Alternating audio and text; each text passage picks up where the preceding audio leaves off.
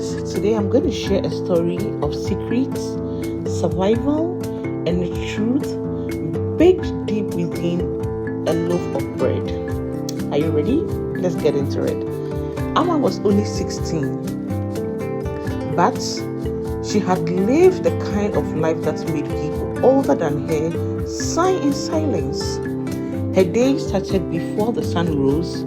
She swept the little compound where she lived with her sick mother, fetched water, boiled porridge, and rushed off to the bakery where she worked part-time before school. After classes, she came back to the bakery for a few hours, then rushed home to care for her mother, cook, do chores, and somehow she still finds time to study by the candlelight. People always said she was strong, but Amma didn't feel strong. She felt tired. She felt worn out. She felt stressed. Every day was a repeat of the last. The bakery she worked at was older than her, probably far older than her mother even. It sat at the edge of the street like it didn't care what the world thought. The owner, Mr. Tete, was a quiet man in his late 60s. He didn't smile much. He didn't talk much either, except when it came to the bread. And there was always one loaf, wrapped in brown paper, set aside and locked in a wooden box. It was never sold, it was never eaten, and it was never spoken about. Amma noticed this every morning, but she never asked about it until the day everything changed. It was a Thursday.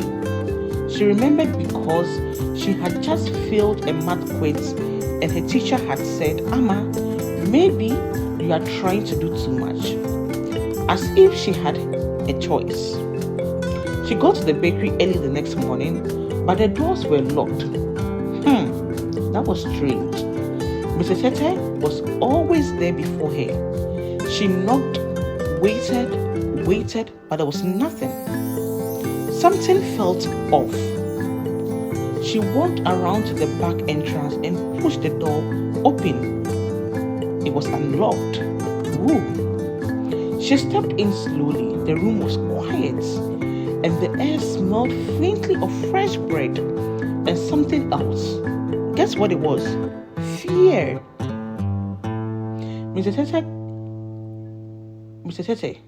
Mr. Tete, Amma called, but there was silence. She walked into the kitchen and froze. There, on the table, was a brown paper loaf unwrapped. It was still warm, like it had just come out of the oven. But that wasn't the shocking part. Sticking out of the bottom crust was the edge of a paper, slightly burnt. Amma reached for it and pulled it out. It was a letter, and it was addressed to her. The letter reads, "Amma, if you are reading this, then I am gone. Maybe taken, maybe worse, but I need you to listen carefully. There's a reason I hired you, a reason I never spoke of the past, but now the past is coming back. Your father is alive. He's not who you think he is." Amma dropped the letter. Her heart was racing. Her father? She barely remembered him. In fact, he left when she was 5, and her mother always said he abandoned them. She picked the letter back up and continued reading. The letter continues. "He was my brother in everything but blood. We were street boys. We were survivors. We ran corns, stole to eat, and disappeared when it got too hot. Until one day, we stole from the wrong man, a man with reach and power, and revenge in his heart. We tried to run. Your father ran farther. I stayed behind and started over. This bakery, it's my personal life. It is my second life. But I didn't come alone. I brought something with me. Something dangerous, something your father entrusted to me before he vanished. That loaf, the one in your hand, it is the beginning. Inside it is a code. That code leads the first clue. Follow them and you know everything. Why your mother kept secrets, why I stayed silent, and who you really are. Trust no one, not even your mother. They are all still watching. Amma stared at the last line, her breath caught in her throat. Just then, a knock came at the door. She jumped. Her heart thud like a drum. Amma, a cold voice called. We need to speak. She crept to the window and peeked. A woman in all black, wearing sunglasses and with no smile. Amma didn't answer. She backed away. The letter clenched in her hand. Another knock. This one was louder. I know you're in there, Amma. We just want to talk. She stayed quiet. Minutes passed, then silence. When she looked again, the woman was gone. She turned back to the loaf. Burned into the bottom crust was a strange symbol. A triangle inside a circle. She had seen it before on her mother's old necklace, the one she never took off. That night, Amma couldn't sleep. Was her whole life a lie? She kept asking herself. The next day, she went to the bakery again. It had been ransacked. There was flour everywhere, dough on the floor, the wooden box, it was smashed. Inside, another loaf. She tore it open, and there was another letter. The letter reads, They are moving faster than I thought. You found the symbol. Good. That's your bloodline. That necklace your mother wears, it's not jewelry. It's a key. There's a chest hidden under the baby flower.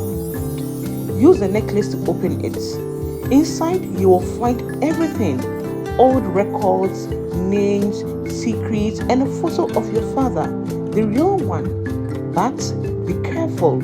If they find it first, they will destroy it. And they will destroy you as well. Amma didn't know who they were. But she knew one thing.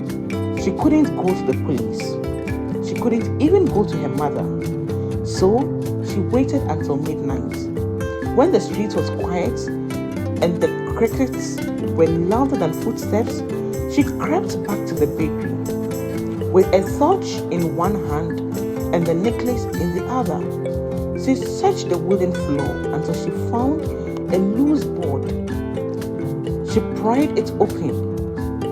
There was the chest. The necklace fit perfectly in the lock. Click! Inside there were papers, photographs, bank receipts, maps, and a photo. A photo of her father. But he wasn't alone. Next to him was Mr. Tete and her mother. They were smiling, holding wads of cash. Behind them, there were crates of something that looked expensive. What was this? Amma turned over one of the photos. On the back, it read, We did it. Last job. After this, we disappear for good. Amma sat back. Her parents, her boss, they had once been in this together. Her whole life, the pain, the poverty, the silence, was part of the deal gone wrong. Sadly, there was a creak. The floorboard behind her moved. She turned, and her mother stood there. Amma, she said softly, you weren't supposed to find out like this. Amma's hand tightened around the torch. You knew? She asked. I tried to protect you. You lied. I was trying to keep you alive. Tears filled Amma's eyes. And she asked her mom, Is Dad alive? Her mother hesitated. Yes, but if you go looking for him, you might not come back. Amma stood there, the torchlight flickering across her face. She had a choice: to either go back to the life she knew, that was quiet, painful, full of hard truths, or follow the clues and uncover everything. She took the photo and put it in her pocket. I need to know, she said. Her mother nodded slowly. Then we can go together. And that was the beginning. Thanks for watching, guys. See you in the next one. Tell me what you think about this story. Did you enjoy it? What do you think would have happened next? Do you think eventually Amma and her mother will find her father? Or do you think, like her mother said, Amma may not come back in the search for her father? Let me know what you think might happen